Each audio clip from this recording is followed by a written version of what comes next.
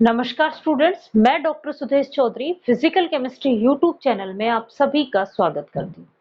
हम लोग BSc third year की फिजिकल केमिस्ट्री स्टडी कर रहे थे, जिसमें हम थर्ड यूनिट स्टडी कर रहे थे। उस थर्ड यूनिट में स्पेक्ट्रोस्कोपी था आपका। बीएससी थर्ड ईयर की स्पेक्ट्रोस्कोपी स्टडी कर रहे थे। इस स्पेक्ट्रोस्कोपी में अभी तक मैंने आपको जो वीडियो लेक्चर्स दिए हैं, प्रोवाइड करवाए हैं, उन वीडियो लेक्चर्स में हमने जो है वो पढ़ लिया रोटेशनल स्पेक्ट्रोस्कोपी,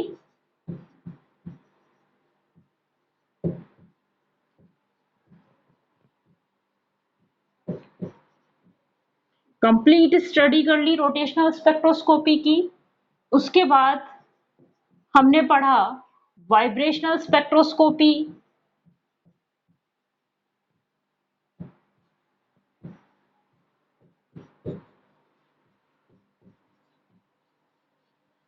और उसके बाद हमने पढ़ा रमन स्पेक्ट्रोस्कोपी।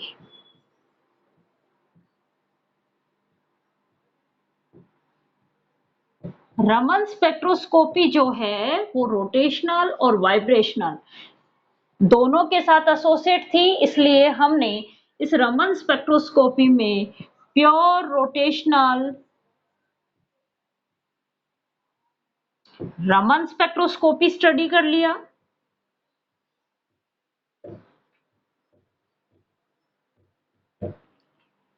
उसके बाद इसमें हमने किया pure vibrational Raman spectroscopy,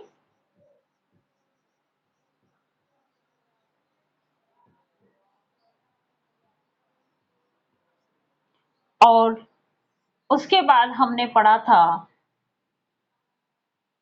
vibrational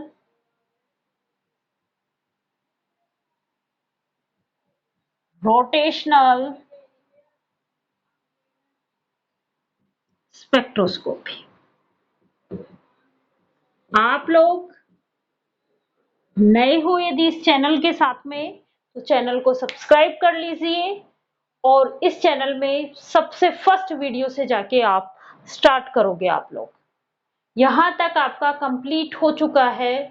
अब आज जो है वो हम स्टडी करेंगे इलेक्ट्रॉनिक स्पेक्ट्रोस्कोपी। एक नया स्पेक्ट्रोस्कोपी स्टडी करेंगे, इलेक्ट्रॉनिक स्पेक्ट्रोस्कोपी। जब मैंने आप लोगों को टाइप्स ऑफ मॉलिक्यूलर स्पेक्ट्रोस्कोपी पढ़ाया था, उस टाइम मैंने इनका क्लासिफिकेशन बताया था कि रोटेशनल स्पेक्ट्रोस्कोपी, वाइब्रेशनल स्पेक्ट्रोस्कोपी और इलेक्ट्रॉनिक स्पेक्ट्रोस्कोपी। तो दो तो हमारी अभी तक कंप्लीट हो चुकी हैं। एक तीसरी स्पेक्ट्रोस्कोपी अब हम स्टडी करेंगे, वो है इलेक्ट्रॉनिक स्पेक्ट्रोस्कोपी। चलो स्टार्ट करते हैं हम इलेक्ट्रॉनिक स्पेक्ट्रोस्कोपी।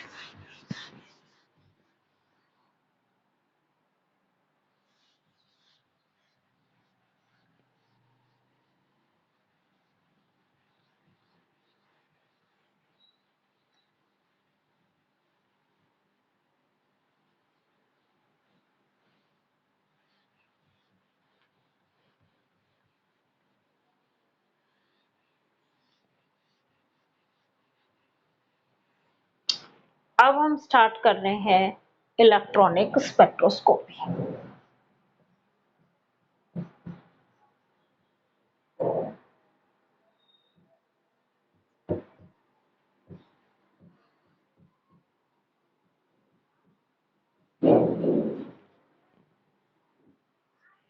मैंने आप लोगों को मॉलिक्यूल्स की टोटल एनर्जी जो बताई थी, ई टोटल, वो होती है ई rotational plus E vibrational plus ई इलेक्ट्रॉनिक। यहाँ ई ट्रांसलेशन होती है, जिसको हमने नेग्लेक्ट कर दिया था, क्योंकि ट्रांसलेशन एनर्जी जो है वो नॉन क्वांटाइज्ड एनर्जी होती थी और स्पेक्ट्रोस्कोपी में हम उसको यूज नहीं कर रहे, क्योंकि स्पेक्ट्रोस्कोपी में जो इलेक्ट्रोमैग्नेटिक रेडिएशंस डाली जाती हैं वो रेडिएशंस भी कैसी थी आपकी, क्वांटाइज्ड। इसीलिए जो है वो ट्रांसलेशन एनर्जी को यहाँ से हटा दिया था। बोर्न ऑफ नियर अप्रोक्सीमेशन पढ़ा था और उसकी वैल्यू भी जो होती है ट्रांसलेशन एनर्जी की, उसकी वैल्यू बहुत कम होती है, इसलिए हम उसको नेगलेक्ट मान लिया था। यहाँ तक बता दिया था। फिर हमने इनका ऑर्डर देखा था। ई इलेक्ट्रॉनिक सबसे ज्यादा होता है, फिर ई वाइब्रेशनल होता है और फिर ई रोटेशनल एनर्जी होती है। यही होता है। मीन्स ये कहें कि दो इलेक्ट्रॉनिक एनर्जी लेवल्स के बीच में, दो इलेक्ट्रॉनिक एनर्जी लेवल्स के बीच में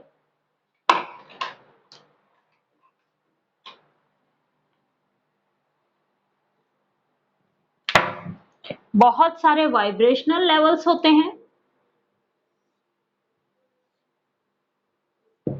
और दो वाइब्रेशनल लेवल्स के बीच में बहुत सारे रोटेशनल एनर्जी लेवल्स होते हैं। इसी तरीके से क्लासिफिकेशन बताया था आप लोगों को।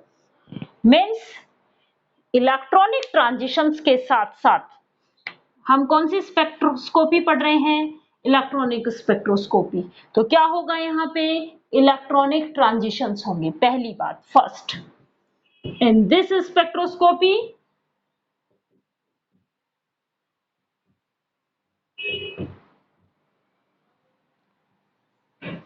electronic transition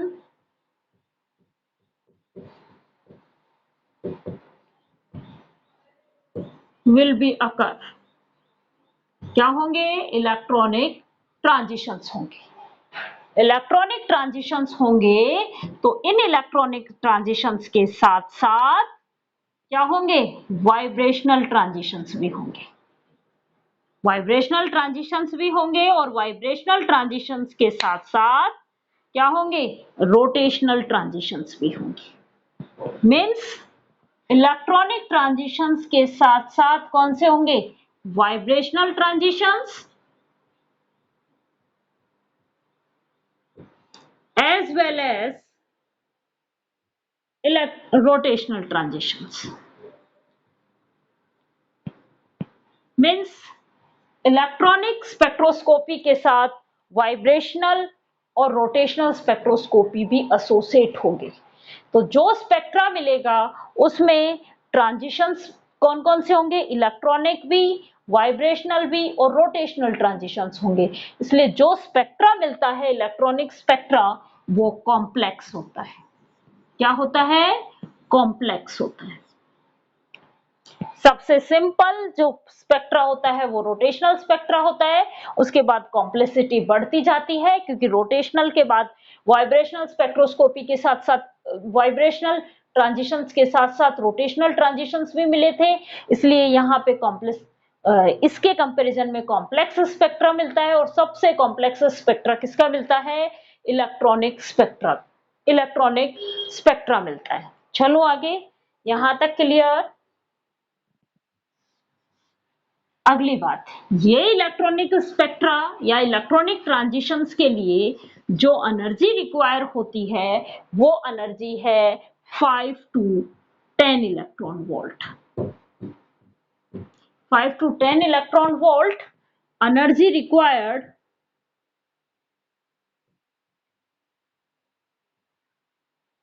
for electronic transition. Electronic transitions के लिए कितनी एनर्जी रिक्वायर होगी? 5 to 10 इलेक्ट्रॉन वोल्ट। और 5 to 10 इलेक्ट्रॉन वोल्ट एनर्जी हमें कौन से रीजन में मिलती है? UV visible region. तो ये स्पेक्ट्रोस्कोपी कौन सी कहलाएगी? UV visible spectroscopy. 5 to 10 electron volt कौन से रीजन में मिलेंगे? UV visible region. इसलिए इस स्पेक्ट्रोस्कोपी को हम दूसरा फर्दर, इसका दूसरा नाम क्या है? UV visible spectroscopy.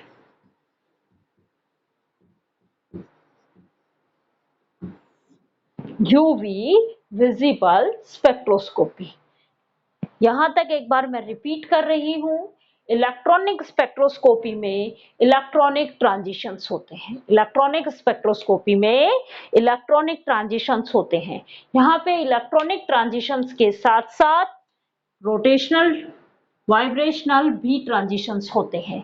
यहाँ पे इलेक्ट्रॉनिक ट्रांजिशंस के साथ साथ रोटेशनल और वाइब्रेशनल ट्रांजिशंस भी होते हैं, क्योंकि दो इलेक्ट्रॉनिक एनर्जी लेवल्स के बीच में बहुत सारे वाइब्रेशनल एनर्जी लेवल्स होते हैं और बहुत सारे वाइब्रेशनल एनर्जी लेवल्स, इन दो वाइब्रेशनल एनर्जी लेवल्स के बीच में बहुत सारे रोटेशनल एनर्जी लेवल्स होते हैं। तो इलेक्ट्रॉनिक ट्रांजिशंस के साथ वाइब्रेशनल ट्रांजिशंस भी होंगे और इलेक्ट्रॉनिक रोटेशनल ट्रांजिशंस भी होंगे।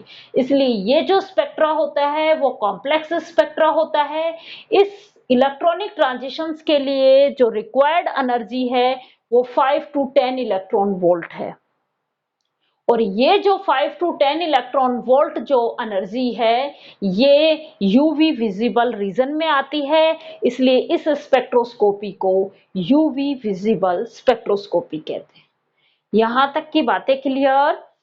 यहाँ पे जब भी हम इलेक्ट्रॉनिक ट्रांजिशंस के लिए एनर्जी रिक्वायर्ड एनर्जी निकालेंगे या एनर्जी डिफरेंस निकालेंगे कि कितनी एनर्जी डिफरेंस है उन दो इलेक्ट्रॉनिक एनर्जी लेवल्स में, तो आप जो एनर्जी लेवल्स निकालोगे वो होगा डेल ई। कैसे निकालते हो स्पेक्ट्रोस्कोपी ट्रांजिशंस के लिए रिक्वायर्ड एनर्जी कैसे निकालते हो? Del E electronic plus del E rotational plus del E vibrational. और ये जो एनर्जी है हम फ्रीक्वेंसी की फॉर्म में कैलकुलेट करते हैं, इसीलिए इनके लिए इस एब्जॉर्प्शंस के लिए रिक्वायर्ड फ्रीक्वेंसी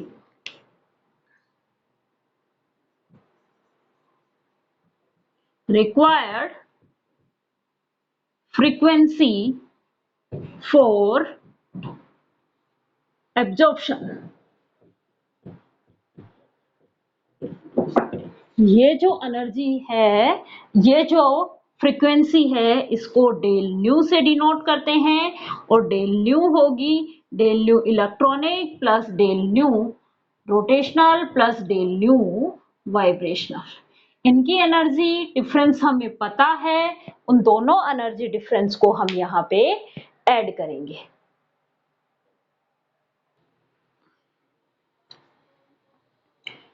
अब हम इलेक्ट्रॉनिक ट्रांजिशंस के लिए रिक्वायर्ड टोटल एनर्जी लिखेंगे। देखो आप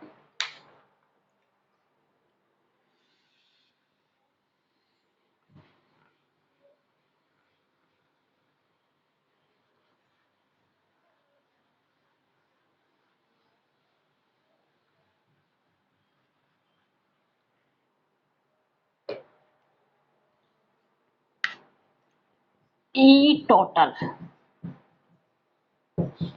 ई इलेक्ट्रॉनिक प्लस में E rotational plus E vibrational. Rotational energy क्या थी? बी जे प्लस 1 हमने निकाली थी। Rotational energy E total equal to E electronic plus B J plus 1। किसकी थी ये? रिजिड रोटेटर की। किसकी थी ये? रिजिड रोटेटर की। मैं यहां लिख भी देती हूँ कौन सा मॉडल यूज किया है।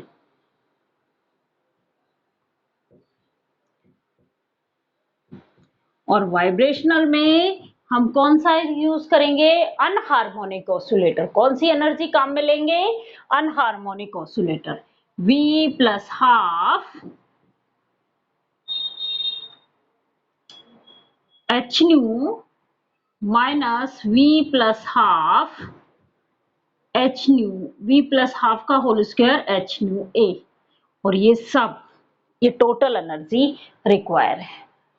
एनर्जी डिफरेंस निकालोगे आप ई टोटल, तो कैसे निकालोगे? मान लो जो ट्रांजिशंस हो रहे हैं वो E1 से E2 में हो रहे हैं।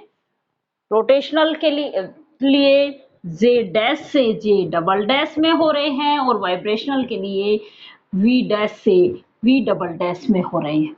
तो डेल E इन ट्रांजिशंस के लिए कितनी एनर्जी रिक्वायर होगी, क्या होगा, डेल किसके इक्वल होगी, डेल ई इलेक्ट्रॉनिक के लिए energy required means E1 level के एनर्जी और E2 लेवल के एनर्जी का डिफरेंस, ये हम निकालते ही हैं। B J डबल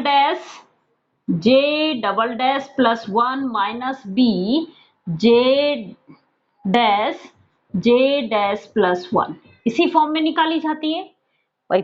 जहां जा रहा है वो उस रोटेशनल एनर्जी लेवल की एनर्जी माइनस में जहां से जा रहा है, यही तो लिखा है। जे डैश से जे डबल डैश में आ रहा है तो डिफरेंस इसी फॉर्म में निकलेगा।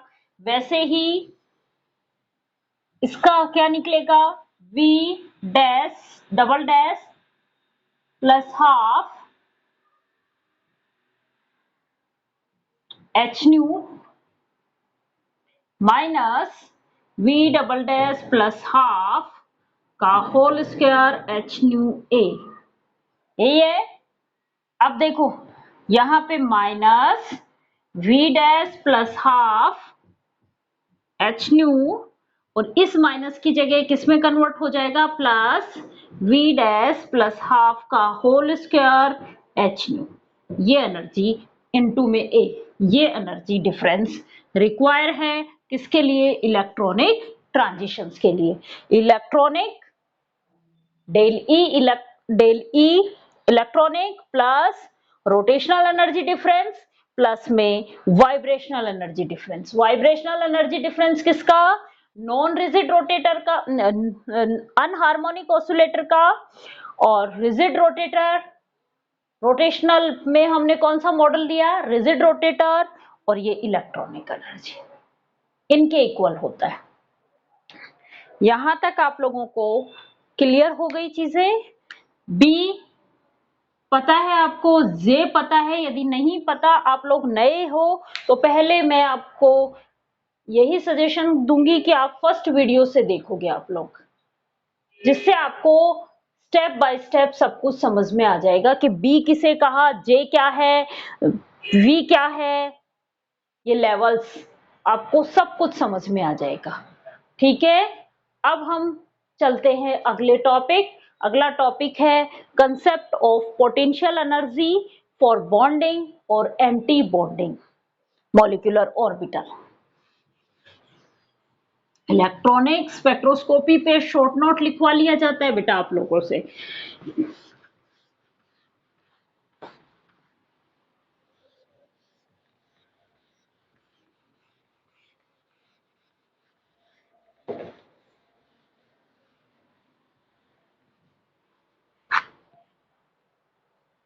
मैंने आप लोगों को वाइब्रेशनल एनर्जी लेवल्स जब पढ़ाए थे तो इंटरन्यूक्लियर डिस्टेंस के साथ साथ बताया था।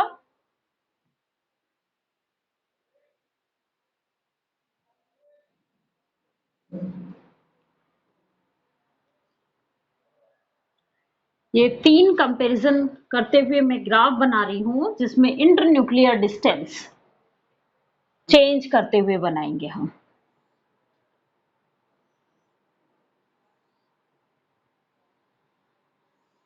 यहाँ पे एनर्जी है सब में, ये जो है वो इंटरन्यूक्लियर डिस्टेंस है।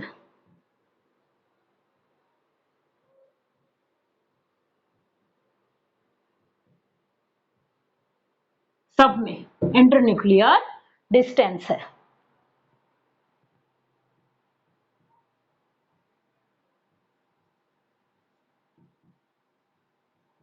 फर्स्ट सिचुएशन हमने ये ली कि internuclear distance lower energy levels और हायर एनर्जी लेवल पे इक्वल है। क्या फर्स्ट सिचुएशन हमने क्या ली है, केस फर्स्ट, इंटरन्यूक्लियर डिस्टेंस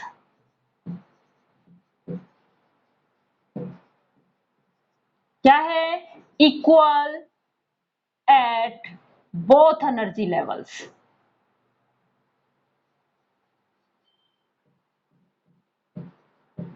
दो एनर्जी लेवल्स हैं, एक लोअर एनर्जी लेवल है और एक हायर एनर्जी लेवल है, या कहीं कि ग्राउंड एनर्जी लेवल है, ग्राउंड स्टेट एनर्जी लेवल है और एक एक्साइटेड एनर्जी लेवल है।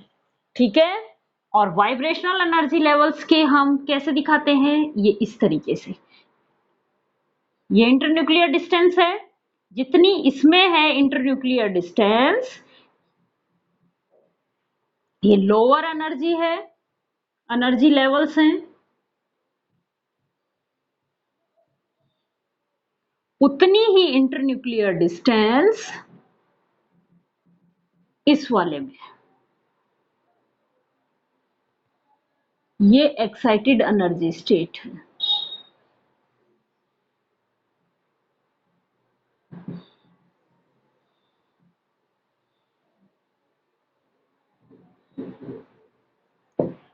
ये वाइब्रेशनल एनर्जी लेवल्स हैं,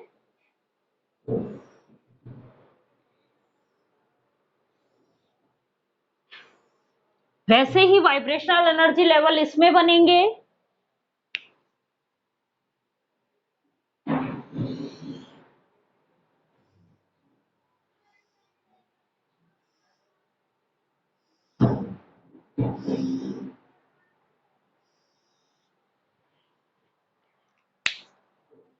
यहां पे हमेशा ट्रांजिशंस भी 0 1 2 3 4 5, 0 1 2 3 4 5, यहाँ जो ट्रांजिशंस होंगे, इनमें सब में ट्रांजिशंस होंगे, वो वर्टिकली स्ट्रेट लाइन चलेंगे। कैसे चलेंगे?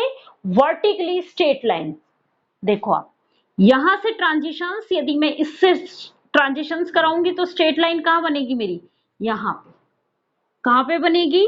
यहां पे। मीन्स यहां पे जो ट्रांजिशंस पॉसिबल है वो कौन से हैं? 0 0 पॉसिबल, 1 1 पॉसिबल, 1 वाले एनर्जी लेवल से 1 में है, 2 वाले से 2 में है, स्ट्रेट लाइन है, कहीं पे भी नहीं घूम रहे हम।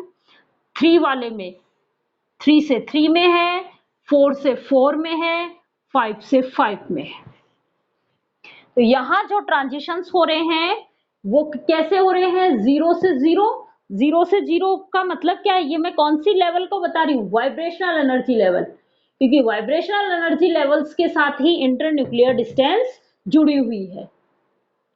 ये क्या है आपका? लोअर एनर्जी लेवल एन, वो इलेक्ट्रॉनिक एनर्जी लेवल है, और ये एक्साइटेड इलेक्ट्रॉनिक एनर्जी लेवल है। ट्रांजिशंस कहाँ हो रहे हैं? लोअर एनर्जी लेवल के इलेक्ट्रॉनिक लेवल से हायर एनर्जी के इलेक्ट्रॉनिक लेवल में ट्रांजिशंस हो रहे हैं। तो इनमें जो ट्रांजिशंस होते हैं वो स्ट्रेट लाइन होते हैं। तो जो ट्रांजिशंस होंगे जब इंटरन्यूक्लियर डिस्टेंस के बीच में, इनके बीच में इंटरन्यूक्लियर डिस्टेंस नहीं होती है, या कहें कि दोनों एनर्जी लेवल्स पे इंटरन्यूक्लियर डिस्टेंस सेम होती है, तो जो वाइब्रेशनल ट्रांजिशंस होते हैं वो 0 0 1 1 या 2 2 means similar vibrational energy level में ही ट्रांजिशंस होंगे। लोअर एनर्जी लेवल से हायर जब एनर्जी लेवल में वाइब्रेशनल ट्रांजिशंस हो रहे हैं उनमें वो सिमिलर ट्रांजिशंस होंगे। मीन्स डेल वी की वैल्यू यहां क्या आ जाएगी? 0। ये वाले ज्यादा ट्रांजिशंस होंगे। ठीक है। जब इंटरन्यूक्लियर डिस्टेंस को मैंने हल्का सा स्लाइटली इंक्रीज कर दिया, इंटरन्यूक्लियर डिस्टेंस को स्लाइटली इंक्रीज कर दिया, उस केस में क्या होगा?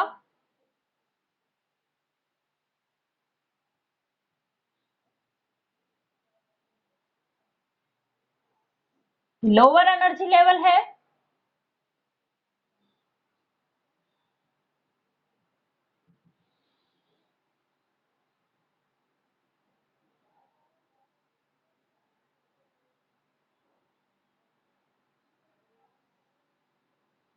स्लाइटली इंक्रीज किया है, इधर से शिफ्ट कर दिया इसको हायर एनर्जी लेवल को,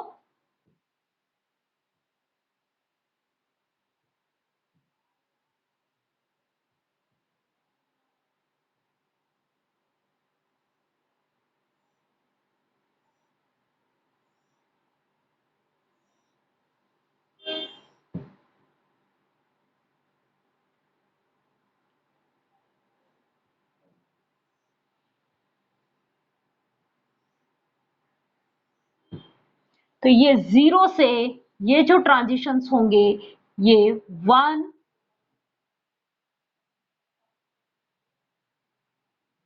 वाले उसमें होंगे। मीन्स ये जो ट्रांजिशंस हैं ये 0 1 0 2 इस वाले ट्रांजिशंस में ज्यादा पॉसिबल होंगे।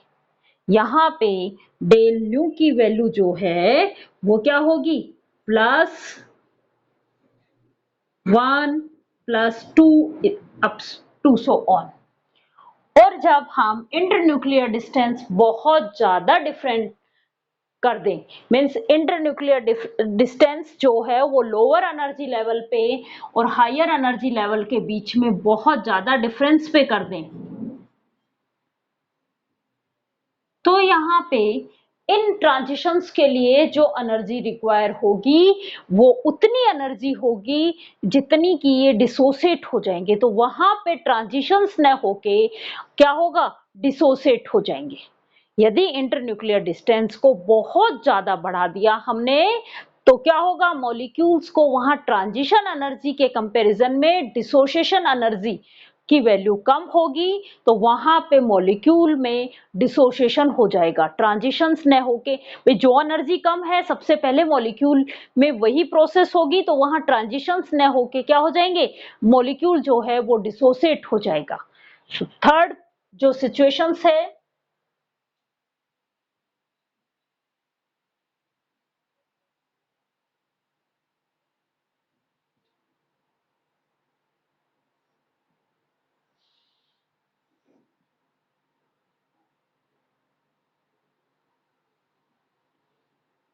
वो कुछ इस तरीके से है।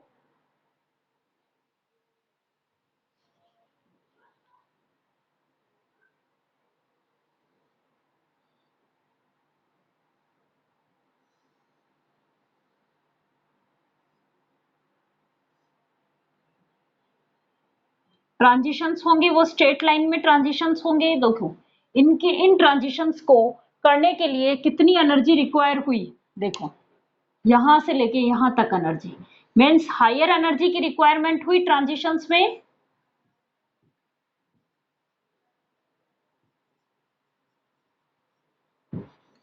एनर्जी लेवल, एनर्जी बढ़ती गई, यहाँ पे सबसे कम एनर्जी की रिक्वायरमेंट हुई। जैसे ही internuclear distance higher energy levels पे बढ़ना शुरू हुआ वैसे वैसे एनर्जी, यहाँ पे देखो एनर्जी इसके कंपैरिजन में ज्यादा एनर्जी की रिक्वायरमेंट हुई। और जब मैंने इस डिस्टेंस को बहुत ज्यादा बढ़ा दिया तो इस एनर्जी की वैल्यू, इस ट्रांजिशन एनर्जी की वैल्यू और भी ज्यादा बढ़ जाती है और यहाँ पे मॉलिक्यूल ट्रांजिशंस न करके डिसोसिएट हो जाता है। तो कल हम इसी से रिलेटेड, इस ग्राफ से रिलेटेड ही एक प्रिंसिपल पढ़ेंगे और उस प्रिंसिपल के बाद आप लोगों के जो है वो मैं टाइप्स ऑफ ट्रांजिशन समझाऊंगी। तो लास्ट जो कल का जो वीडियो लेक्चर बनेगा उसमें हम ये आपको ध्यान होना चाहिए कि इंटरन्यूक्लियर डिस्टेंस बढ़ने के साथ साथ ट्रांजिशंस के लिए एनर्जी जो रिक्वायर होती है वो ज्यादा एनर्जी की रिक्वायरमेंट होती है। और यदि इंटरन्यूक्लियर डिस्टेंस बहुत ज्यादा बढ़ा दी जाती है तो क्या होगा, हायर एनर्जी लेवल पे इंटरन्यूक्लियर डिस्टेंस बहुत ज्यादा बढ़ जाती है तो मॉलिक्यूल्स में ट्रांजिशंस न होके डिसोसिएशन हो जाता है मॉलिक्यूल्स का, और वहां पे हमें जो है वो इलेक्ट्रॉनिक स्पेक्ट्रा नहीं मिलता है। Thank you.